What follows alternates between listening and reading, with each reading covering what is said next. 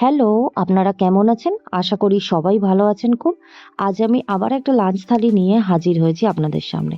থালাতে আছে গরম গরম ভাত, আছে ২ টুকরো বিট, তারপর দিয়ে দিচ্ছি মাছের ডিমের বড়া। এই বড়াটা কে কে খেতে ভালোবাসেন অবশ্যই কমেন্টে জানাবেন। তারপর আছে লাল শাক, আছে দই কাতলা। এই দই কাতলার রেসিপিটাই আজ আমি আপনাদের সাথে শেষে শেয়ার করে নেব।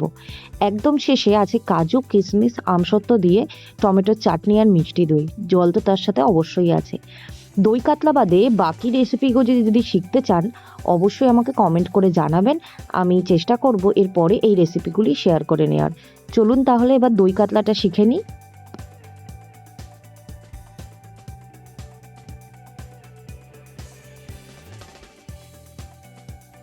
দই কাতলা বানানোর জন্য প্রথমে মাছটাকে দুপাশ উল্টে পাল্টে ভালো করে ভেজে নিচ্ছি। খুব কড়া করে ভাজবেন না, তাহলে ঝোলে পড়লে আরও শক্ত হয়ে যায়। মাছ ভাজা হয়ে গেলে তুলে নিয়ে ওই তেলে গোটা এলাচ, দারচিনি আর শুকনো লঙ্কা ফোড়ন দিচ্ছি।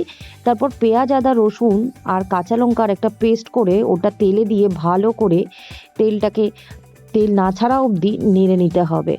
তারপর আমি পুরো রান্নাটাই কাঁচা লঙ্কাতে করছি, এই কারণে একটু সবুজ লাগতে পারে। তারপর তেল ছেড়ে গেলে টক দই আর জিরে গুঁড়ো মিশিয়ে নিয়ে আবার ভালো করে কষাতে হবে।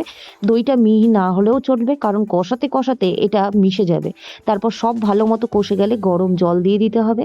জলটা ফুটতে শুরু করলেই মাছগুলো দিয়ে ২ মিনিট রান্না করে গরম মশলা দিয়ে নামিয়ে নিতে হবে।